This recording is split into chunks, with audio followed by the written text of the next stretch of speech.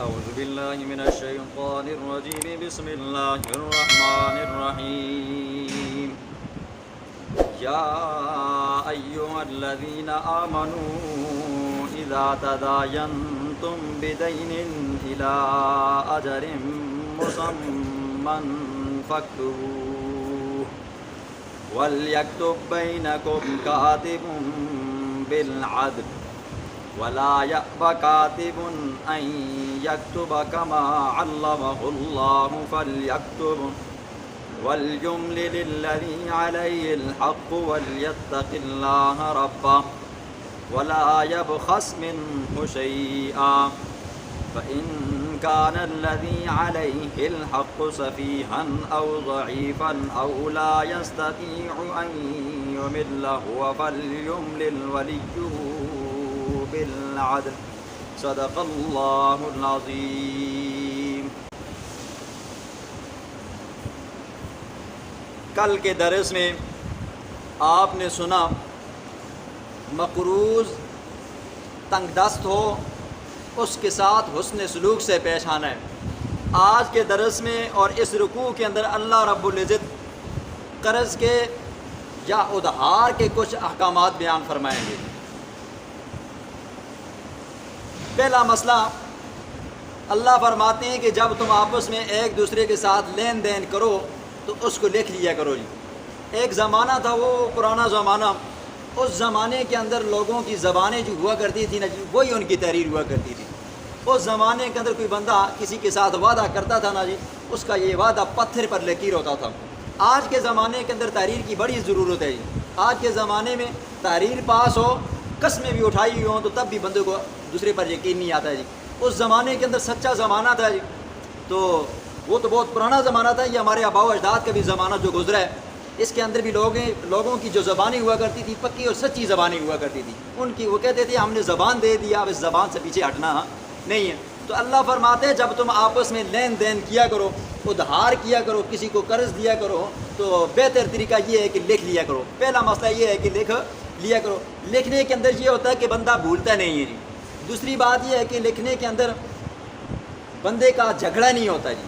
اور تیسری بات یہ ہے کہ جب بندے لکھ لیتے ہیں تو لکھنے کے بعد کوئی بندہ پھر اپنی طرف سے بات بڑھا بھی نہیں سکتا اور دوسرا گھٹا بھی نہیں سکتا جی۔ اب یہ آ گیا ایک مسئلہ۔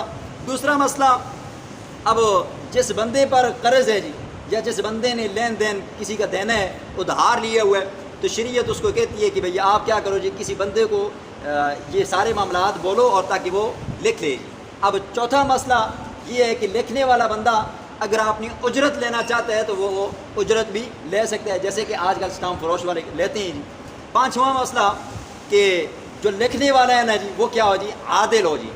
یہ نہ ہو کہ وہ لکھنے والا دیکھے نا کہ بھئی ایک میرا رشتہ دار ہے، دوسرا کیا ہے میرا رشتہ دار نہیں ہے، میرا دشمن ہے جی، اور وہ کیا کرے گی اپنے رشتہ دار کی طرف سے پیسے بڑھا دے اور دشمن کی طرف سے گھٹا دے جی۔ یہ ایسا نہ ہو، لکھنے والا بندہ بھی کیا ہو جی، عادل ہو جی۔ اب پانچواں اور چھٹا مسئلہ یہ ہے کہ جس بندے پر ادھار ہے یا قرض ہے اس بندے کی طاقت نہیں ہے لکھانے کی جی، تو شریعت کہتی ہے کہ اس کا کوئی والی وارث جو ہے یا وہ جو اس کا وکیل ہے وہ کیا کرے جی، ان سارے معاملات کو لکھا لے جی۔ ساتواں مسئلہ یہ ہے کہ اگر وہ بندہ لکھا نہیں سکتا، مثال کے طور پر ایک کی زبان انگلش ہے جی، دوسرا یہ ہے کہ انگلش جانتا ہی نہیں ہے، ایک کی زبان پشتو ہے اور دوسرے کو پشتو آتی نہیں ہے، ایک پشتو والا ہے، ایک اردو والا ہے، ایک انگریزی والا ہے، دوسرا ہندکو والا ہے جی، اب سمجھ نہیں آتی، تو شریعت کہتی ہے کہ پھر ایسا بندہ بیچ میں مقرر کرو تاکہ وہ بات بیچ میں لکھ لے جی۔ اب آٹھواں مسئلہ یہ ہے کہ لکھانے والا گونگا ہے تو پھر اشارے کنائے سے ایسا ہو کہ بھئی ایسا بندہ بلایا جائے جو اس کی بات سمجھتے ہے اور اس کو کیا کرے جی، اس کی تحریر کو لکھ دے جی، تاکہ ان کا آپس میں جھگڑا نہ ہو۔ اور نواں مسئلہ یہ ہے الی اجل مسمن جی، وقت مقرر ہو جی۔ کوئی بندہ کسی سے قرضہ لیتا ہے، ادھار لیتا ہے، تو سب سے پہلے کیا کرنا چاہیے، اس بندے کو اپنا وقت مقرر کرنا چاہیے، اور وقت بھی کون سا ہو، مسمن، معلوم وقت ہو۔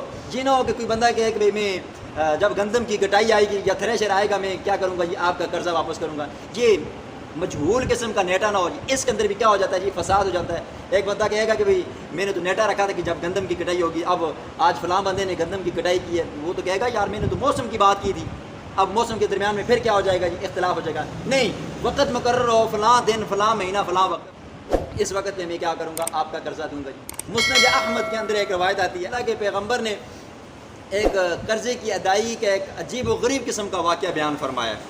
واقعہ یہ ہے، اللہ کے پیغمبر نے فرمایا کہ سابقہ امتوں کے اندر ایک بندے نے دوسرے سے قرضہ لیا۔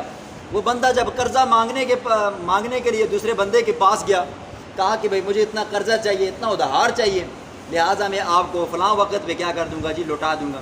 اس بندے نے کہا کوئی گواہ لاؤ۔ اس بندے نے کہا میرا گواہ اللہ ہے۔ پھر کہا کہ کوئی ضامن لاؤ جو آپ کی ضمانت اٹھائے۔ تو اس بندے نے کہا میرا ضامن بھی کیا ہے جی، اللہ ہے۔ تو اس بندے نے کہا ٹھیک ہے جی، سچی بات ہے، تو پھر آپ قرضہ لے جائیں جی۔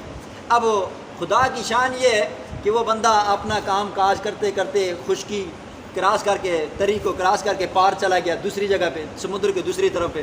اب نیٹا آیا جی، وقت آیا۔ اب وقت آیا تو اس بندے نے قرضہ واپس کرنا تھا۔ جیسے ہی دریا کے پاس پہنچا، سمندر کے پاس پہنچا، اس نے دیکھا کوئی کشتی نہیں ہے کہ بھئی میں کیا کروں جی، قرضہ اپنا اس بندے کو واپس لوٹا دوں جی۔ اب اس بندے نے اللہ سے دعا مانگی، اللہ میں نے اس بندے کو وعدہ کیا تھا اور میں تجھے اپنا وکیل، ضامن اور اپنا گواہ بنایا تھا، اور آج وقت آ گیا ہے، میرے پاس پیسے بھی موجود ہیں لیکن کشتی نہیں ہے کہ میں سفر کر کے اس کے پاس جا سکوں۔ پھر اس بندے نے ایک لکڑ لی، لکڑ کو کریدا، پھر کریدنے کے بعد اس کے اندر اس کو دینار رکھے جی، جو اس کا قرضہ تھا، اوپر سے اس کو بند کر دیا جی، اللہ کے سپرد کر کے دریا کے اندر اس نے ڈال دیا، سمندر کے اندر ڈال دیا۔ اب جس بندے سے قرضہ لیا تھا اس بندے کو بھی یاد تھا کہ بھئی آج اس بندے نے مجھے قرضہ دینا ہے۔ وہ بندہ دریا کے پاس آیا، اس نے دیکھا، سمندر کے پاس آیا، دیکھا کوئی کشتی نہیں ہے۔ اب جب کشتی نہیں ہے تو اس نے سوچا کہ بندہ تو آیا ہی نہیں ہے جی، وعدے سے مکر گیا، لہٰذا اس نے دیکھا کہ اب جاتا ہوں گھر کو تو جاتے جاتے لکڑیاں بھی لے کر جاؤں جی۔ اب سمندر کے اندر سے کچھ لکڑیاں اس نے پکڑی، کوئی کنارے سے پکڑی۔ خدا کی شان یہ ہے کہ ان لکڑیوں کے اندر وہ لکڑ بھی موجود تھی جو اس بندے نے، مقروض نے قرضے جو اس کے پیسے لیے تھے اس کے اندر ڈالے تھے، وہ بھی وہ بندہ لے کر گھر چلا گیا۔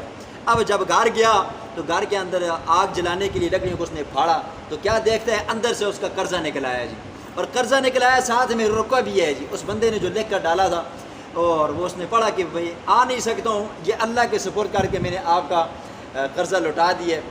خیر ایک زمانہ گزرا، کچھ زمانے کے بعد وہ بندہ پھر واپس آیا جی اس کے پیسے لے کر، کہا بھائی میں آپ کا قرضہ نہیں دے سکا ہوں، لہٰذا آپ اپنا قرضہ لو۔ اس بندے نے کہا مجھے میرا قرضہ مل گیا ہے۔ اس نے کہا ایسا ہو نہیں سکتا۔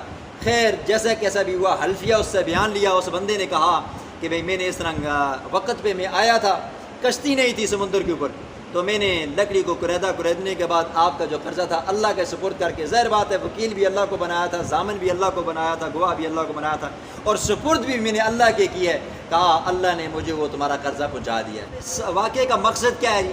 بندے کا من سچا ہو، بندے کی نیت خالص ہو، بندے نے قرضہ لوٹانا ہے، ٹال مٹول نہیں کرنی، اللہ اسباب پیدا کر دیتا ہے۔ دیکھو بندے کے اسباب اللہ نے کیسے پیدا کیے، ہم نے کیا کرنا ہے جی، اسباب اختیار کرنا ہے۔ مسبب الاسباب وہ ہے جی، تنگ راستوں کو کھولتا ہے جی، سمندر کو پار کر کے بندے کو پہنچاتا ہے۔